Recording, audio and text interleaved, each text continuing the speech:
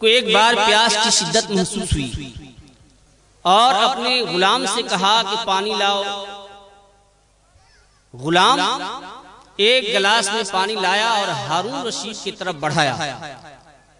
بادشاہ ہارون رشید جب گلاس کی طرف اپنا ہاتھ بڑھاتا ہے تو غلام اس گلاس کو پیچھے کھینچ لیتا ہے، اور کھینچنے کے بعد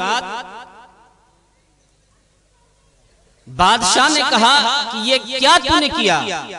کہا کہ بادشاہ جب میں آپ کے سامنے گلاس پیش کر رہا تھا تو میرے دل میں ایک سوال پڑتا۔ توجہ سے سنیے۔ کہا کہ بتائیے آپ کو پیاس لگی ہوئی ہے، انسان جب پیاس سے بلکنے لگے، شدت پانے لگے اور پانی نہ ملے تو بتائیے اس ایک گلاس پانی کو آپ کتنے میں خریدیں گے؟ تو ہارون رشید نے کہا کہ جب پانی کے وجہ سے جان جانے لگے گی تو میں آدھی سلطنت دے کر کے اس ایک گلاس پانی کو خریدوں گا۔ غلام نے اس پانی کی گلاس کو بڑھایا اور ہارون رشید اس پانی کو نوش فرما لیا، یعنی پی لیا۔ پی لینے کے بعد پھر غلام ایک سوال کرتا ہے کہ بادشاہ سلامت، پانی تو آپ نے پی لیا، اب یہ بتائیے کہ یہ پانی آپ نے پی لیا اور یہ پانی اگر آپ کے جسم سے نہ نکلے، یعنی آپ کا پیشاب بند ہو جائے، تو آپ اس پانی کو خارج کرنے کے لیے کیا کریں گے؟ جب آپ کی جان پہ بنی ہوگی تو آپ پریشان ہوں گے تو کیا کریں گے؟ آپ کا معاملہ کیا ہوگا اس وقت؟ تو ہارون رشید نے کہا کہ میں پوری سلطنت دے کر کے کسی طرح اس پانی کو خارج کرواؤں گا۔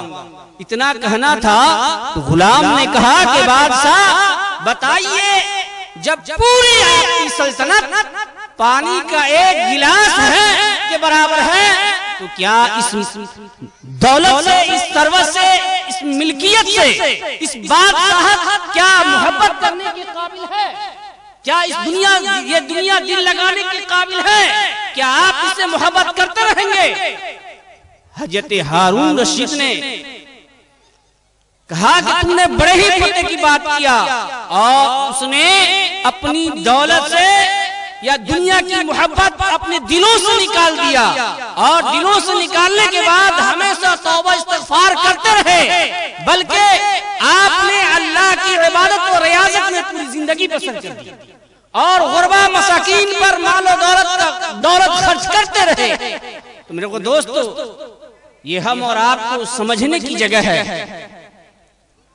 لوگ یہ کہتے ہیں کہ جنت میں جائیں گے تو دیکھیں گے، لیکن جنت تو دنیا ہی میں ہے۔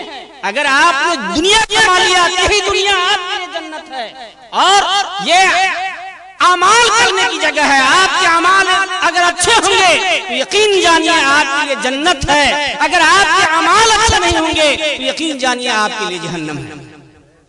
اس لیے ضرورت اس بات کی ہے کہ ہم اور آپ اپنے اندر اصلاح کرنے کی کوشش کریں۔ بڑے بڑے علماء کرام کی بڑے بڑے کانفرنسوں میں تقریر سماعت کرتے ہیں، مگر افسوس اس بات کی ہے کہ ہمارے مسلمان بھائی پاک صاف نہیں رہتے، حالت ناپاکی ہی میں اس کی موت ہو جاتی ہے۔ ہماری ماں بہنوں کا یہ عالم ہے کہ بازاروں میں ننگے سر گھومتی ہوئی نظر آتی ہے، خدا کا خوف ہمارے دلوں میں نہیں ہے۔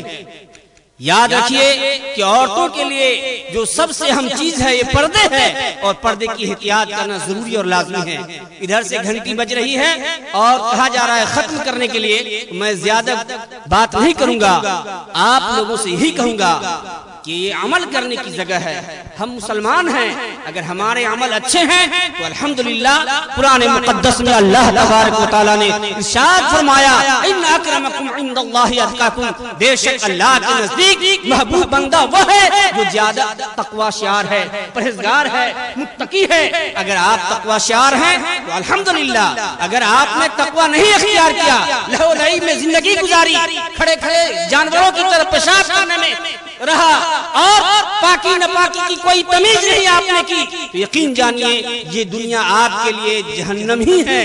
جہنم ہی ہیں۔ آپ کو چاہیے کہ اپنے اعمال کی ہم اور آپ اصلاح کریں۔ اللہ تبارک و تعالی ہم سبوں کو حق کہنے، حق سننے اور حق پر عمل کرنے کی توفیق فرمائے۔ آمین ثم آمین۔ وما توفیقی الا باللہ رب العالمین۔ لا الہ الا اللہ محمد